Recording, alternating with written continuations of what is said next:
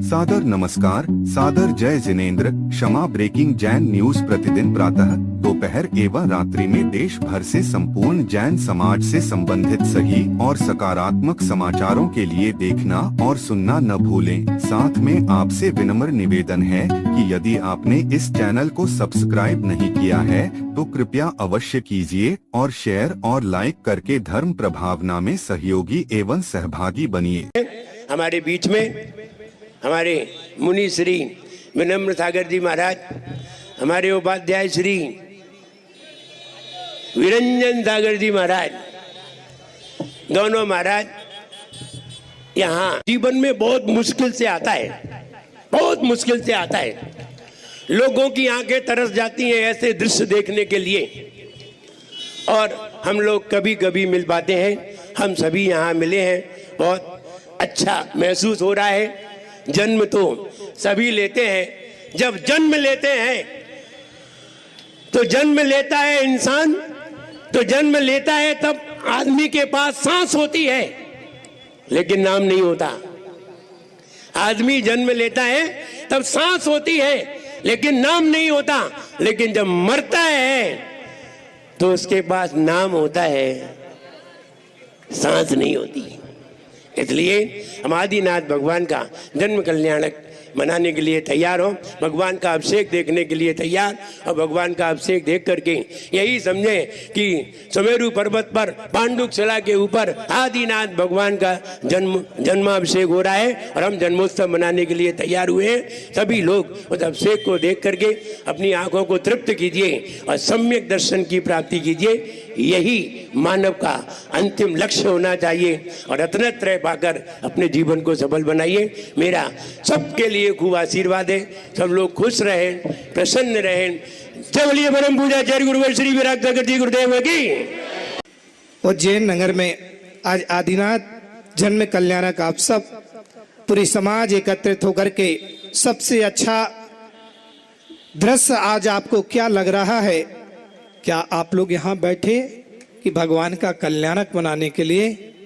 भगवान का कल्याणक तो हर साल मनाते हो और अपने अपने मंदिरों में अपने अपने हिसाब से करते हो, लेकिन आज उज्जैन नगर का सबसे बड़ा अच्छा दृश्य है कि एक मंच पे सारे साधु यहाँ पर बैठे हैं। इतने सारे साधुओं के एक साथ दर्शन हो रहे हैं। और आचार्य भगवान कहते थे कि बुंदेलखंड की दो आंखें, एक आचार्य भगवान विद्यासागर जी तो एक आचार्य विराग सागर जी महाराज। और दोनों आचार्यों ने जो हमारी सृष्टि के लिए दिया है, जो हमारी समाज के लिए दिया है, जो हमारे लोगों के लिए दिया है, उस उपकार को जीवन में कभी भूल नहीं सकते हैं।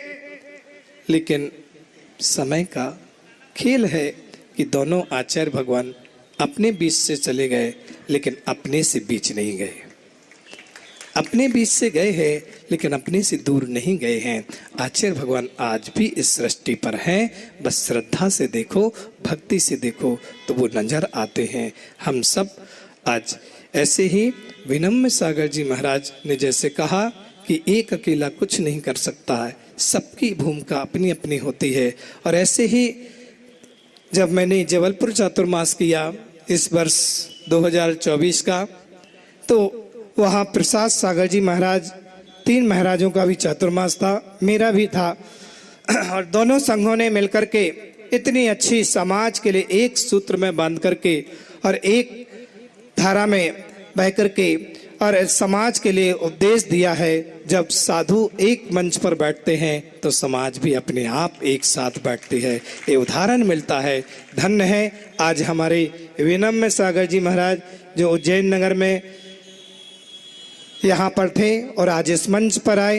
और आचार्य भगवान विनम्र सागर जी महाराज पहले से यहाँ विराजमान थे, इन्होंने भी मुझे कहा कि आपको भी आना है। मेरा वैसे देवास का ही मन था रुकने का आदिनाथ जयंती पर, लेकिन आचार्य भगवान की सूचना पहुँच गई तुम तो यहीं आ जाओ।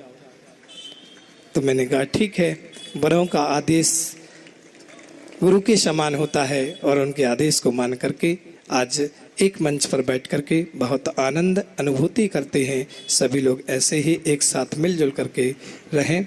जय बोले आदिनाथ भगवान की।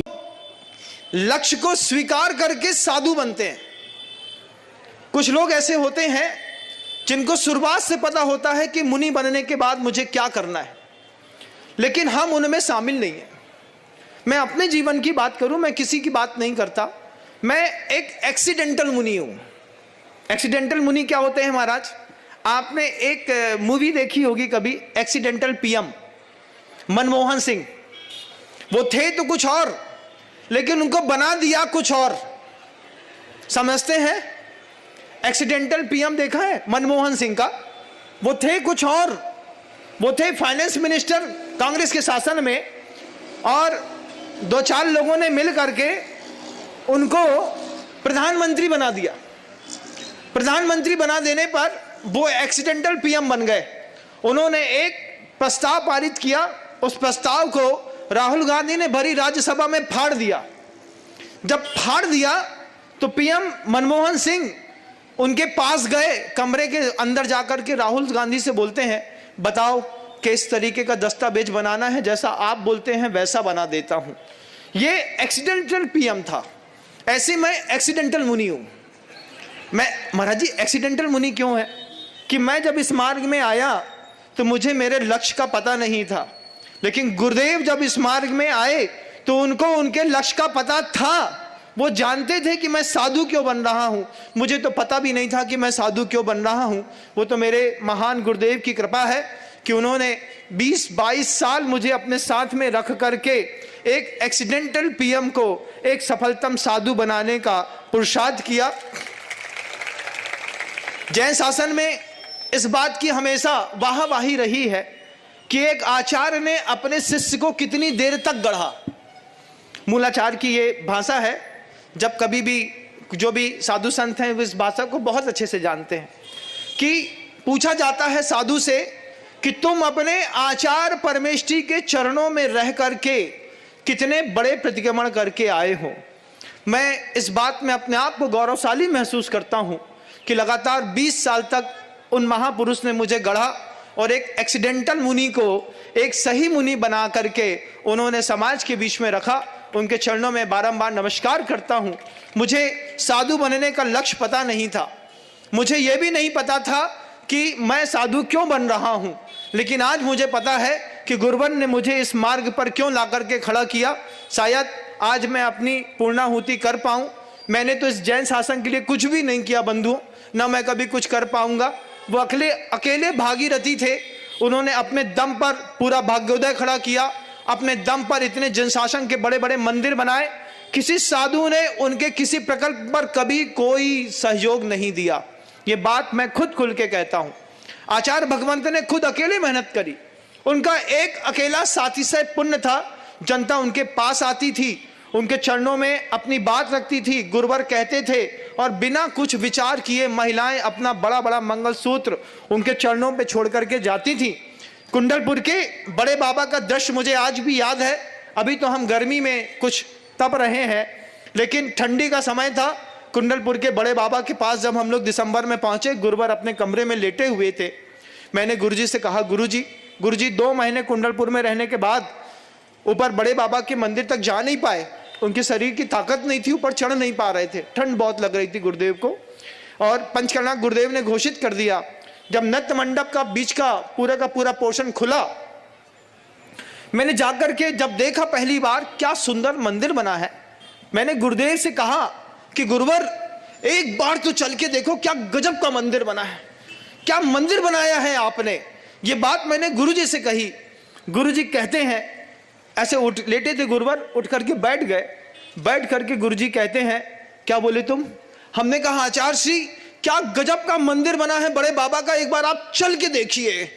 ठंडी थी, दिसंबर की ठंड। गुरुजी कहते हैं, नम्र, मंदिर मैंने नहीं बनाया। इस मंदिर में आज हजारों महिलाओं के मंगलसूत्र सार्थक हो गए।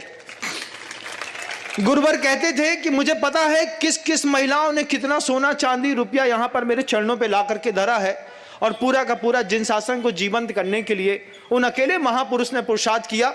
आज हम सब सिर्फ इस बात का गौरव महसूस करते हैं कि इतने बड़े महापुरुष की छत्र छाया हम लोगों को मिली। उन्होंने हम जैसे पामर के ऊपर भी अपना आशीर्वाद दिया, अपना साधु कहा, दीक्षा दी। ये हमारा सौभाग्य था, लेकिन गुरुवर के सौभाग्य में हम नहीं थे बंधुओं। हम लोग तो बहुत छोटे लोग हैं, बहुत छोटे लोग में अपनी साधना, एक्सीडेंटल मुनि है विनम्र सागर। तो किसी कुछ उद्देश्य सोच करके घर से निकला था, ये सोच के निकला था कि सुकून की जिंदगी जिएंगे, लेकिन गुरुवर के हत्थे चढ़ गए, और गुरुवर के हत्थे चढ़ गए तो आपके मत्थे चढ़ गए। अगर गुरुवर के हत्थे नहीं चढ़े होते तो आपके मत्थे भी नहीं चढ़े होते। शब्दों को पूर्णतः विराम दे देता हूं। 10:10 हो गए हैं। गुरुदेव से निवेदन करूंगा, अपने आंगिक मंच संचालक से बोलूंगा, मेरे पास बोलने को बहुत है, मैं लगातार बोलूंगा और लक्ष्मी नगर में इसके बाद आ रहा हूं, फिर निरंतर आपको देशना देने का भी मैं प्रयास करूंगा। गुरुदेव श्री समय सागर जी महाराज श्री जी की जय। Kshama breaking Jain news YouTube channel पर विज्ञापन देकर धर्म प्रभावना में बने सहभागी। विज्ञापन देने हेतु संपर्क कीजिए मोबाइल नंबर 9026900740 एवं समाचार एवं वीडियो भेजने हेतु WhatsApp number 9335236222। Kshama breaking Jain news YouTube channel देखने के लिए आपको बहुत बहुत धन्यवाद। सादर प्रणाम, सादर जय जिनेंद्र।